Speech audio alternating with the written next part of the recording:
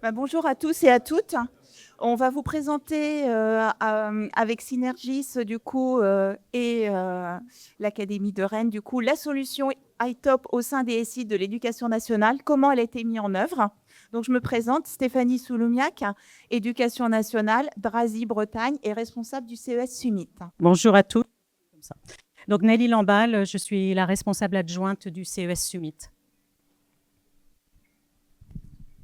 Michèle Biamino de Synergis, j'ai été l'intégratrice d'ITOP sur ce projet. Et Jean-Jacques Coste, je suis directeur et associé chez Synergis. Donc, je vais vous faire un petit focus sur la présentation du CES Summit. Donc, CES pour Centre d'exploitation des services. On fait partie de la mission nationale de la Drasy Bretagne, donc Drasy, Direction régionale académique des systèmes d'information. On est sous responsabilité hiérarchique du Drasy et sous responsabilité fonctionnelle du ministère de l'Éducation nationale et particulièrement de la Direction du numérique pour l'éducation.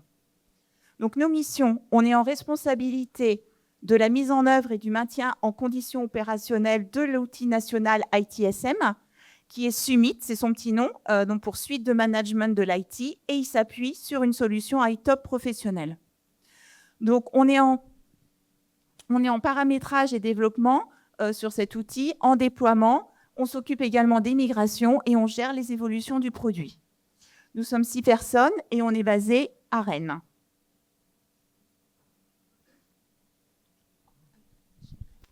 Voilà, Synergis, une petite société, petit intégrateur autour d'ITOP, de l'ITSM open source.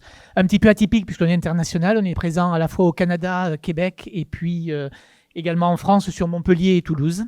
Voilà, on est spécialisé dans l'intégration principalement d'ITOP, on est partenaire OEM. Voilà, l'aventure a démarré en 2005, une création de Synergis en France en 2016. 2019, ça a été le vrai démarrage autour de cette ITSM open source.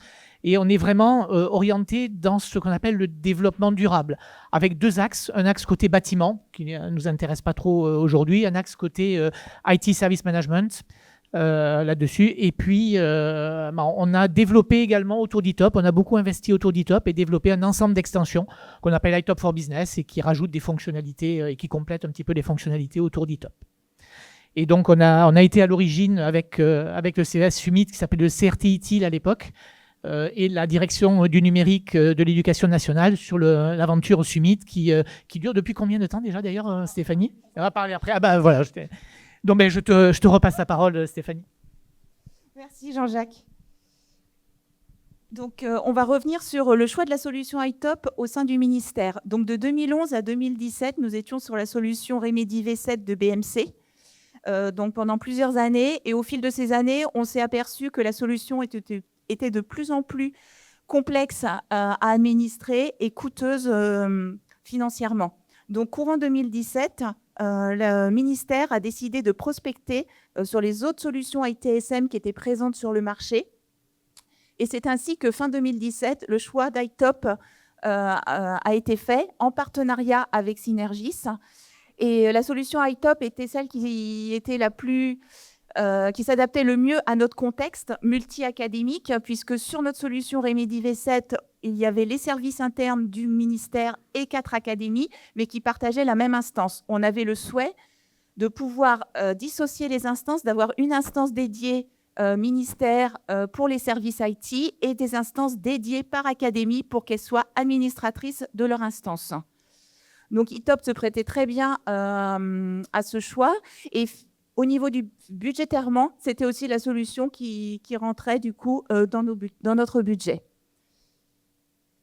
Donc, c'est ainsi que courant 2018, on a pu mettre en production un iTop 2.4 au sein de la direction du numérique pour l'éducation pour nos services internes. Et on a pu proposer à partir de 2018 l'offre Summit aux académies historiques qui étaient sur la solution BMC pour qu'elles entament leur migration. Donc l'offre Summit, elle répond à 3 objectifs principaux. C'est disposer d'une offre nationale qui est portée par la direction du numérique pour l'éducation, dans le but d'harmoniser en fait un petit peu tous les outils ITSM qui pouvaient être utilisés au sein du ministère de l'Éducation nationale et donc de partager un modèle de données commun. Pour mettre en œuvre cette offre, on s'appuie en fait sur une plateforme d'hébergement mutualisé qui est donc dans un data center de la sphère publique et ce qui permet aussi de rationaliser les coûts. On est bâti sur une architecture haute disponibilité qui est déployée et qui est maintenue par des équipes internes au ministère. Et nous nous appuyons aussi sur une dynamique donc, de communauté d'utilisateurs, pardon, je pense qu'on m'entend mal, une dynamique de communauté d'utilisateurs, donc ce qui permet en fait entraide, retour d'expérience, partage de bonnes pratiques, avec une comitologie en fait qui est adaptée et donc qui favorise donc les échanges et où toutes les évolutions des utilisateurs sont partagées et votées.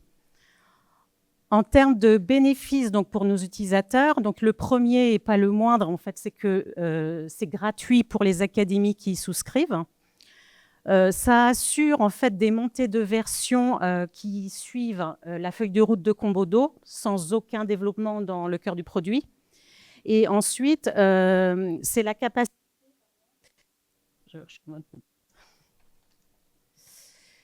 Donc un fédérateur qui de l'ensemble des expertises qui sont au sein du ministère de l'Éducation et la capacité donc, à faire émerger des propositions qui sont pertinentes et partagées par les académies qui permettent donc de faire évoluer continuellement notre offre.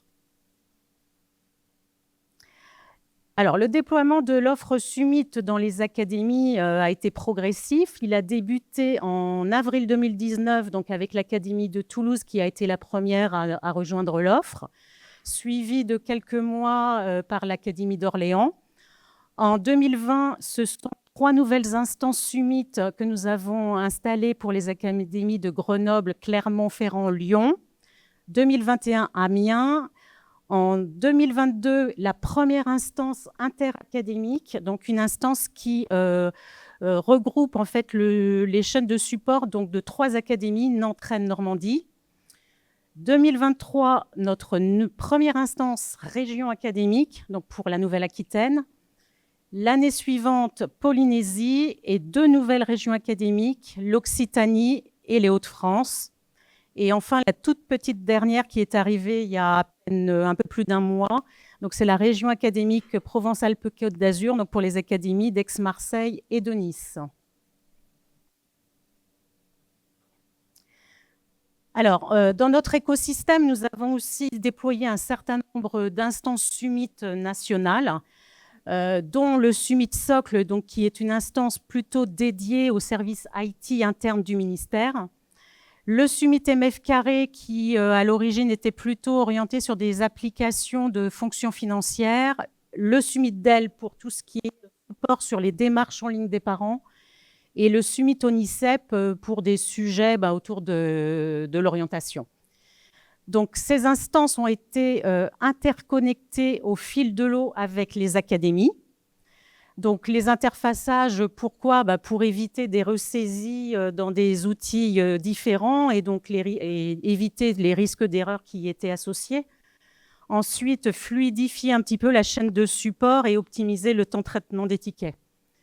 Donc, en fait, on a mené des gros travaux dès 2021 pour interconnecter. Un coup d'accélérateur en 2022 où on a dû interfacer avec les instances nationales MF Carré et DEL.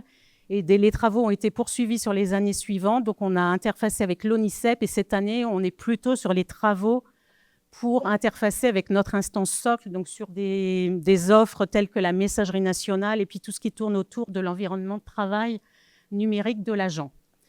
Certaines académies nous ont aussi fait des demandes d'interconnexion avec leurs outils, enfin des outils ITSM de leur collectivité territoriale. Donc, ce sont les petits carrés que vous voyez en rose-violet en bas de l'écran. Et donc, à ce jour, en fait, on interconnecte nos Summit avec donc forcément d'autres Summit, mais aussi des ITOP, des EasyVista, des Jira et des GLPI.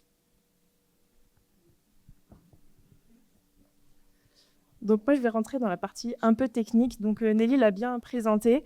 On avait challenge d'interconnexion pour permettre aux utilisateurs de ne pas avoir à changer d'outil et de quand même garder une continuité dans la gestion des tickets.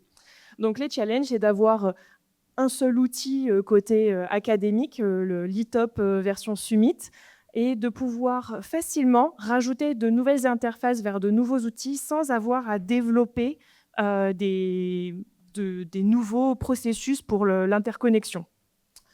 Donc pour ça, on s'est basé sur 3 piliers principaux, donc sans compter e-top. On a utilisé l'extension Case Exchange de Combodo qui permettait de gérer des files d'attente et plein de choses qui sont très utiles dans les interfaces de tickets.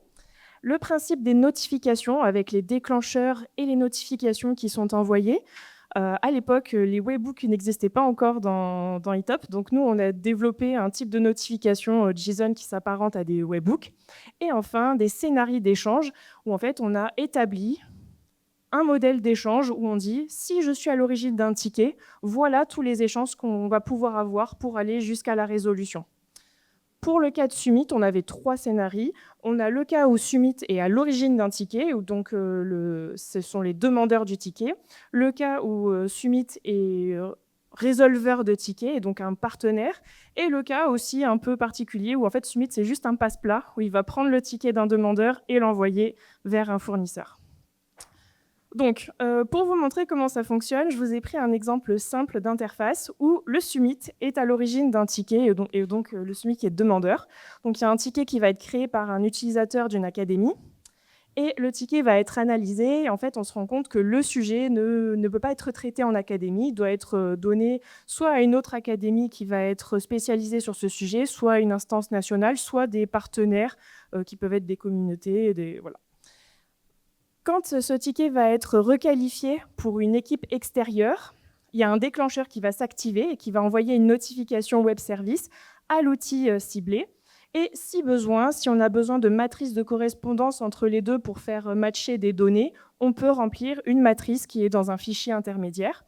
Mais du coup, juste avec du paramétrage dans e-top, on peut paramétrer un déclencheur et une notification associée qui va aller envoyer la bonne info au partenaire. Le partenaire, lui, va traiter le ticket. On va pouvoir continuer d'échanger durant la vie du ticket via les journaux et en envoyant des pièces jointes si nécessaire.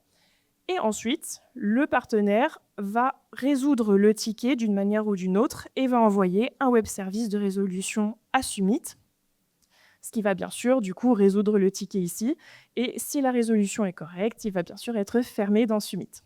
Ça, c'était la version simple. Vous vous doutez qu'il y a des échanges qui peuvent être beaucoup plus compliqués. Je vous ai mis un exemple de scénario où Summit serait en passe-plat, donc en intermédiaire, en vert au milieu, et on a fait la liste de tous les échanges que l'on pourrait avoir à n'importe quel moment dans la vie du ticket.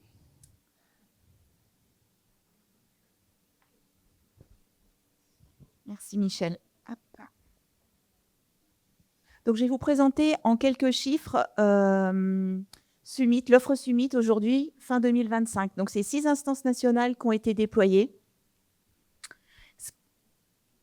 C'est 17 académies qui sont en production sur des instances dédiées académiques. Et parmi ces 17 académies, il y a 8 régions académiques, dont une instance interrégionale, puisqu'on a la région académique de Nantes, la région académique de Normandie et la région académique de Bretagne, qui sont sur une instance mutualisée Grand Ouest, donc qui représente en fait notre plus grosse instance. Nous avons, comme on l'a montré sur le schéma des interconnexions, on a 50 applications distantes qui se basent sur Case Exchange. Et donc, ces applications distantes génèrent environ 25 000 tickets par an qui sont interfacés. Tout ce petit monde, ça représente environ 200 VM qui sont hébergés au data center national et dont le CS Summit est en exploitation. Et pour les instances académiques, il y a une volumétrie, selon la taille des académies, de 60 000 à 150 000 tickets par an sur les instances académiques. Et tout ce petit monde, ça représente derrière 1 million d'utilisateurs et environ 50 000 établissements scolaires. Et après ça ne s'arrête pas. Il y a une suite. Donc, on travaille pour 2026 avec Mon Master. Mon Master, c'est l'application candidate pour les étudiants qui postulent sur des masters et on monte une chaîne d'assistance nationale, c'est-à-dire que les candidats, s'ils ont des questions sur leur master, aujourd'hui, c'était une assistance mail qui était faite sur la session 2025. Sur la session 2026, ça sera un iTop qui sera derrière. Donc, un summit pour l'enseignement supérieur qui va être mis en production début février. Autre projet qui devrait arriver aussi début 2026, c'est un projet avec une instance pour le GAR. Le GAR, c'est le gestionnaire d'accès aux ressources numériques. Le GAR, c'est des partenaires privés et parapublics qui fournissent des ressources pédagogiques au ministère. Aujourd'hui, ils travaillent avec un Mantis, avec les équipes du ministère. Et début 2026, on va leur mettre à disposition un summit pour travailler avec les équipes du ministère et échanger par rapport aux ressources pédagogiques et gérer tout ce qui est anomalies, demandes. En 2026, il va y avoir un rapprochement avec le ministère de l'Agriculture et de la Souveraineté Alimentaire, MASA. Donc, le ministère de l'Éducation nationale et le ministère de l'Agriculture se rapprochent. Il y a des établissements scolaires qui sont gérés par l'agriculture et on va mettre en place une chaîne d'assistance nationale pour les directions agricoles en académie. Et donc, on va monter un interfaçage, on va fournir un summit MASA et on va monter un interfaçage avec l'ensemble de nos académies pour cette chaîne d'assistance. Et puis, le dernier projet qu'on souhaite mener sur 2026 et qui voit le jour grâce à l'Académie Provence-Alpes-Côte d'Azur qui nous a rejoints en octobre 2025. Cette académie est arrivée sur Summit avec son portail Verdon, qui est un portail customisé sur le Summit. Il a été adapté par les équipes de Provence-Alpes-Côte d'Azur au modèle de données Summit. Et on a l'ambition d'en faire notre portail national Summit, puisque d'autres académies sont demandeuses de pouvoir bénéficier de ce portail. Donc, grâce à l'académie PACA, on va pouvoir mener à bien cet objectif. Et après, c'est Jean-Jacques. Voilà, donc petite conclusion là-dessus sur un projet de cette envergure et de un projet de cette envergure et de cette dimension. Ce qui est important, c'est également toute la collaboration qui a été faite. C'est-à-dire que le projet, c'est pas un acteur quelque part, c'est la collaboration de tous les acteurs. C'est la collaboration du CES, la collaboration des académies, c'est vraiment quelque chose qui est extrêmement important et c'est un suivi du projet. Je vous ai parlé au début, en présentation de Synergis, qu'on était très axé sur le développement durable. C'est également valable dans le développement et dans le paramétrage des solutions Summit. C'est-à-dire que pour avoir du développement durable, eh bien, quelque part, il faut que tout le monde collabore, que tout le monde aille dans le même sens et qu'il y ait une communication permanente entre les différents acteurs. C'est également, à un moment donné, des directives à avoir, une feuille de route avec des feuilles de route court terme et plus long terme, et surtout un cadrage. Vous avez vu qu'ici, on a énormément d'acteurs là-dessus. Il y a l'ADNE, qui est la direction du numérique en centrale. Il y a le CES ITIL, qui est vraiment l'acteur majeur sur cette solution-là. Et puis, il y a toutes les académies et tous les partenaires extérieurs, collectivités territoriales, etc. Et tout ça, tout cet écosystème-là fourmille d'idées. Mais à un moment donné, il faut s'assurer que toutes ces idées vont bien rentrer dans la solution et que quelque part, ça va être une solution qui va pouvoir tenir dans la durée. Et Erwan a parlé aussi en introduction de clients qui suivent depuis 10 ans ou plus avec des e-top et qui migrent facilement. Pour migrer facilement une solution de cette complexité-là, il faut être vraiment en maîtrise du contenu et de la manière dont ça a été fait derrière. Et là, c'est vraiment le rôle de tout le monde de suivre ça et un cadrage. C'est aussi des partages de tâches bien définis sur la solution. Il y a aussi beaucoup de personnes qui vont travailler sur cette solution. Le CES ITIL a fait, Summit a fait beaucoup de travaux aussi là-dessus. Mais ça veut dire qu'il faut communiquer entre ce que fait le partenaire, ce que fait le CES ITIL, ce qui est fait un petit peu partout. Voilà, il faut pour que la solution soit fluide et soit également parfaitement maîtrisée. Donc, les mots-clés pour le succès d'un projet de cette envergure-là et pour sa durabilité, c'est que tout le monde soit impliqué pour comprendre, et notamment Combodo et le partenaire extérieur, on ne peut pas conseiller correctement si on n'est pas impliqué dedans et si on ne comprend pas tous les enjeux, les tenants et aboutissants et les différentes choses, les différentes parties prenantes. Donc, être impliqué pour comprendre pourquoi, quand on comprend bien ce qui doit être fait, on peut conseiller. Si on n'est pas impliqué, si on ne baigne pas là-dedans, les conseils qu'on va apporter, ça sera du conseil générique, mais du conseil générique, à peu près tout le monde est capable d'en faire. Mais si on est bien impliqué, les conseils vont être vraiment orientés et vont être très bénéfiques pour le projet. Et puis conseiller pourquoi ? Pour avoir cette solution durable et pour qu'on puisse faire ça. Hein. Stéphanie, aujourd'hui, les migrations, c'est vous qui les faites directement. Tout à fait. Elle se passe bien. On intervient simplement lorsqu'il y a des petites choses à régler ou des points particulièrement compliqués. Ce qui est difficile peut-être pour un client aussi, même un client qui travaille sur le designer, c'est qu'il y a des choses qui sont quelquefois un peu complexes à paramétrer ou à développer et on n'a pas le temps d'apprendre. Quand on gère une application au quotidien, on n'a pas le temps d'apprendre là-dessus. Puis on va peut-être le faire qu'une seule fois. Donc c'est là où un partenaire intervient parce qu'on le fait sur plusieurs clients et sur plein de choses. Et donc on est capable d'apporter un peu cette connaissance-là.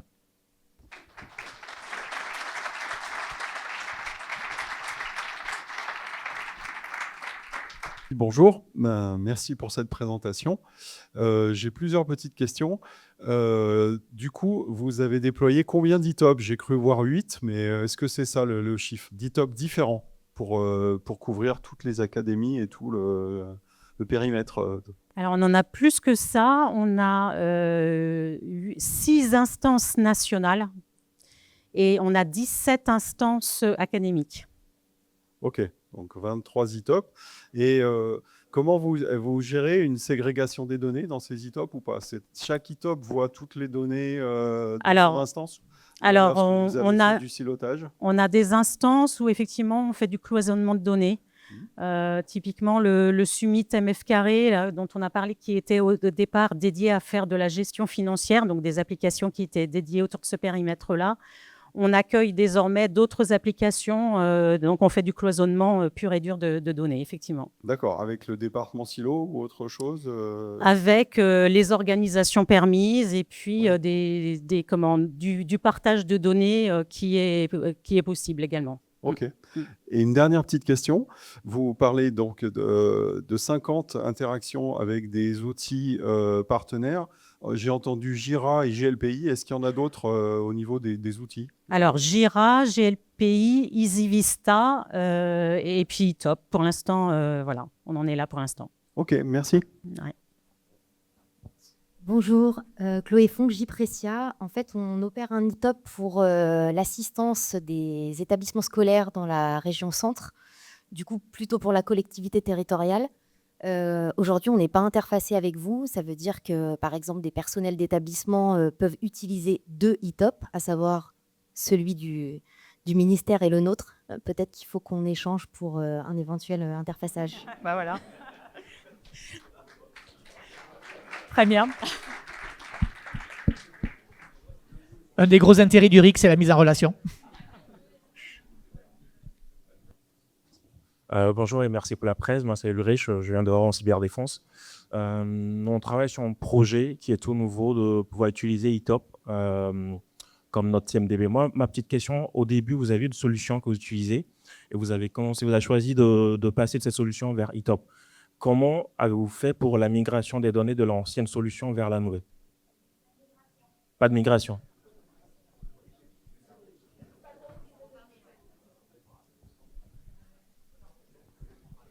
C'est souvent un gros fantasme, la migration des données d'une solution à une autre. Le retour d'expérience, c'est que ça coûte extrêmement cher et qu'on retrouve finalement relativement peu de valeur ajoutée dans la migration des données. Mais par contre, ça coûte effectivement très très cher de les migrer, donc il faut vraiment qu'il y ait une valeur ajoutée pour avoir travaillé sur pas mal de grands projets, y compris sur des grosses solutions. On parlait de BMC Remedy ou autre. Ça n'a jamais été retenu par les clients qui ont fait des projets. Rapport coût-résultat.